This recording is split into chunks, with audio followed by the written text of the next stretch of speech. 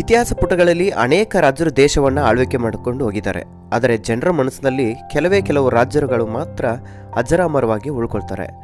ಅಂತಹ ರಾಜರ ಪಟ್ಟಿಯಲ್ಲಿ ಸೇರ್ತಕ್ಕಂಥದ್ದು ನಮ್ಮ ಸಾಮ್ರಾಟ್ ಅಶೋಕ.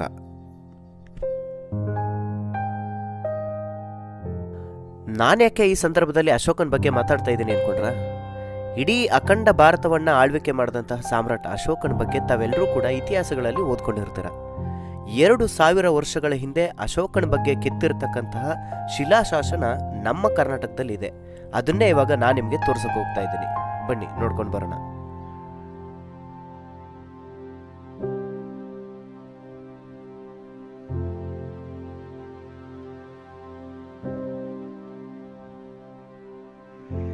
ಹಾಯ್, ಹಲೋ, ನಮಸ್ತೆ ವೀಕ್ಷಕರೇ, ಎಲ್ರಿಗೂ ಕೂಡ ನಮಸ್ಕಾರ. ನಾನು ನಿಮ್ಮ ಪ್ರೀತಿಯ ಗೌತಮ್ ಮೌರ್ಯ. ಗೌತಮ್ ಗುಂಡ್ಲುಪೇಟೆ ಯೂಟ್ಯೂಬ್ ಚಾನಲ್ಗೆ ತಮ್ಮೆಲ್ಲರಿಗೂ ಕೂಡ ಸ್ವಾಗತ, ಸುಸ್ವಾಗತ. ಸೊ ನಾನು ಹಿಂದೆ ನೋಡ್ತಾ ಇರ್ಬೋದು ಮಸ್ಕಿ ಅಶೋಕ ಶಿಲಾಶಾಸನ. ನಾನಿದ್ದೀನಿ ರಾಯಚೂರು ಜಿಲ್ಲೆಯ ಮಸ್ಕಿ ತಾಲೂಕಿನಲ್ಲಿ. ನೀವು ಬೋರ್ಡ್ ನೋಡಿದಾಗಲೇ ಗೊತ್ತಾಗುತ್ತೆ ನಿಮಗೆ. ಮಸ್ಕಿಯ ಅಶೋಕ ಶಾಸನ ಇರುವಂಥ ಜಾಗಕ್ಕೆ ನಾನು ನಿಮ್ಮನ್ನು ಕರ್ಕೊಂಡು ಬಂದಿದ್ದೀನಿ. ಬನ್ನಿ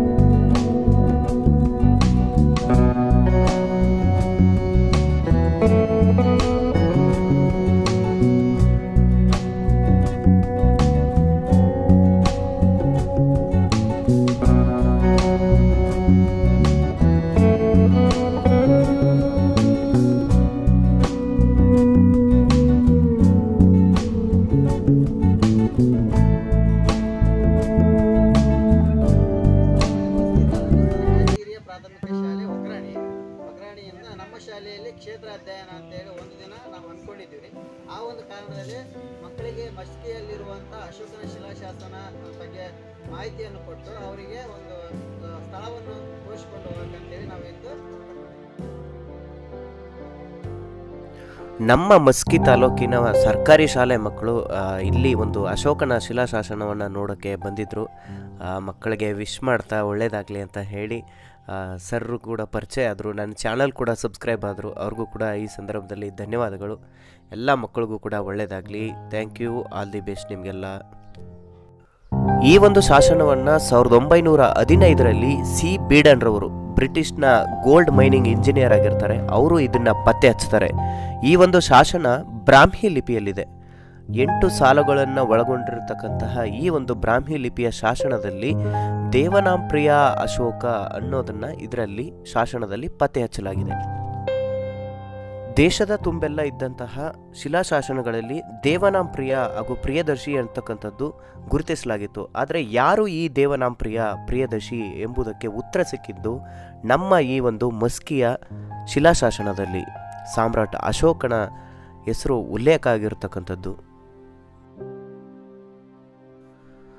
ಪ್ರಿಯ ವೀಕ್ಷಕರೇ, ಸಾಮ್ರಾಟ್ ಅಶೋಕ ಕಳಿಂಗ ಯುದ್ಧದ ನಂತರ ಅನೇಕ ಸಾವು ನೋವು ರಕ್ತಪಾತವನ್ನು ನೋಡಿದ ನಂತರ ಅಹಿಂಸಾ ಮಾರ್ಗವನ್ನು ಅನುಸರಿಸೋದಕ್ಕೆ ಆರಂಭ ಮಾಡ್ತಾರೆ.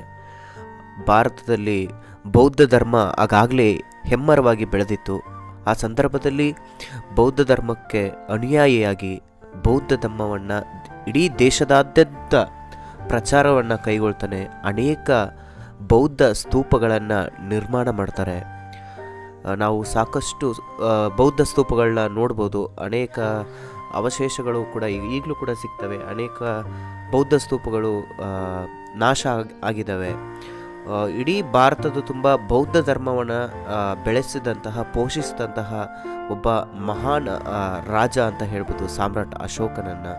ಬೌದ್ಧ ಧರ್ಮಕ್ಕೆ ತನ್ನ ಸಾಮ್ರಾಜ್ಯದಲ್ಲಿ ಒಂದು ನೆಲೆಯನ್ನು ಕಟ್ಕೊಡ್ತಾರೆ.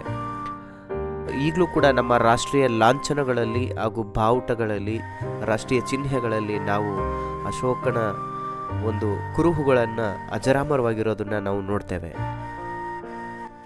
ಒಟ್ಟಾರೆಯಾಗಿ ಸಾಮ್ರಾಟ್ ಅಶೋಕನಂತಹ ಮಹಾನ್ ವ್ಯಕ್ತಿತ್ವವುಳ್ಳ ರಾಜನನ್ನು ಕೊಟ್ಟಂತಹ ಭೂಮಿ ತಾಯಿಗೆ ನಮಿಸ್ತಾ, ಈ ಒಂದು ವಿಡಿಯೋ ತಮಗೆ ಇಷ್ಟ ಆಗಿದ್ದರೆ ಲೈಕ್ ಮಾಡಿ, ಕಮೆಂಟ್ ಮಾಡಿ, ತಮ್ಮ ಅಭಿಪ್ರಾಯಗಳನ್ನ ತಿಳಿಸಿ. ಯಾರೆಲ್ಲ ನನ್ನ ಚಾನಲ್ನ ಇನ್ನೂ ಸಬ್ಸ್ಕ್ರೈಬ್ ಆಗಿಲ್ಲ, ದಯವಿಟ್ಟು ಚಾನಲ್ ಸಬ್ಸ್ಕ್ರೈಬ್ ಆಗಿ ಅಂತ ಕೇಳ್ಕೊಳ್ತಾ, ನಾನು ನಿಮ್ಮ ಪ್ರೀತಿಯ ಗೌತಮ್ ಮೌರ್ಯ. ಥ್ಯಾಂಕ್ ಯು, ಧನ್ಯವಾದಗಳು.